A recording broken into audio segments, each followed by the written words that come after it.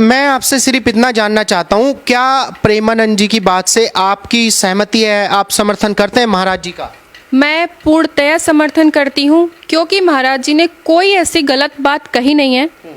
महाराज जी ने वही कहा है जो समाज में हो रहा है, जो समाज में हो रहा है, जो दिख रहा है, जो समाज में हो रहा है, और इस चीज को रोकने की जरूरत है। लेकिन लड़कियां कह रही हैं कि भाई ये तो हमारी मर्जी है ना, हमारा शरीर है, हम एक के साथ में लिविंग में रहें या 4 के साथ में रहें या 40 के साथ में रहें। देखिए, आप जंगल में जाके रहिए, कोई दिक्कत नहीं, लेकिन आप समाज में रहेंगे तो समाज के तरीके से रहना होगा। बिल्कुल, मैं कहती हूँ अनुच्छेद 21 आपको स्वतंत्रता देता कि आप किसी के साथ रहिए, लिव इन रिलेशन में किसी के साथ रहिए।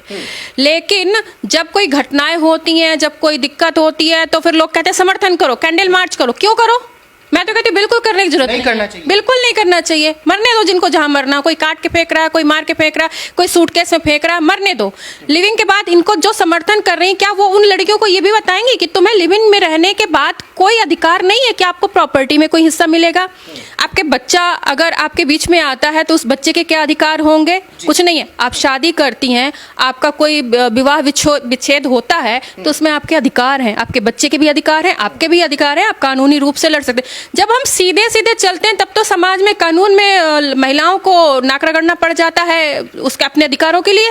और जब आप लिव इन में रह रही हैं, जब आपको कोई अधिकार ही नहीं है, तो उससे नुकसान किसका है? लेकिन पांडे जी, जो महिला है, महिला सुरक्षा की बात करती है, महिलाएं जो फेमिनिस्ट, सो कॉल्ड फेमिनिस्ट अपने आप को बताते हैं, वो उनका भी एक महिला का रिसेंट बयान है कि भाई गाड़ी लेने जाते हैं तो टेस्ट ड्राइव करके देखते हैं। शादी से पहले लड़का लड़की अगर इंटीमेशन करते हैं तो तब क्या दिक्कत हो जाती है? गाड़ी और लोगों की जिंदगी में फर्क होता है, पहली बात तो उनको बताना चाहिए। और फेमिनिस्ट ने जितना महिलाओं का नुकसान किया है और कर रही हैं, उतना किसी ने नहीं किया है। ये अगर ये रोका जा रहा है ना कि आप ऐसे मत रहिए, तो इसमें फायदा लड़कियों का ही है, किसी और का फायदा नहीं है। फेमिनिस्ट नुकसान करते हैं, ऐसा क्यों लगता है आपको? अब आप इसी बात को, प्रसंग को ले लीजिए। वो कह रही है लिविंग रिलेशन बहुत अच्छा होता है, टेस्ट ड्राइव लेना चाहिए। टेस्ट ड्राइव क्यों लेना चाहिए? अगर आपको कोई दिक्कत परेशानी हो गई, कौन आएगा आपके हक में लड़ने के लिए? आप अकेले आएंगे, आपका परिवार आपके साथ नहीं होगा, आपके दोस्त आपके साथ नहीं होंगे, आपका कानून आपके साथ नहीं होगा, और जो साथ में रह रहा है तो पहले ही फरार हो जाएगा। आपको पता होगा, आप तो न्यूज़ कवर करते हैं, ग्रेटर नोएडा में अभी लिव इन में रहने वाले एक लड़के ने लड़की को दीवार पे मार के मारा। आपको पता है ना, दीवार में टकरा के रिसेंट की घटना है। अब वहाँ पे कौन आएगा?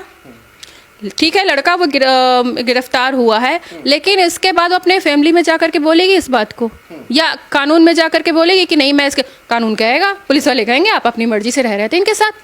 क्या समाज को इसको एक्सेप्ट करना चाहिए, जैसे जिस तरीके से लड़के लड़कियां लिविंग में रह रहे हैं, एक के साथ में ब्रेकअप तो दूसरे के साथ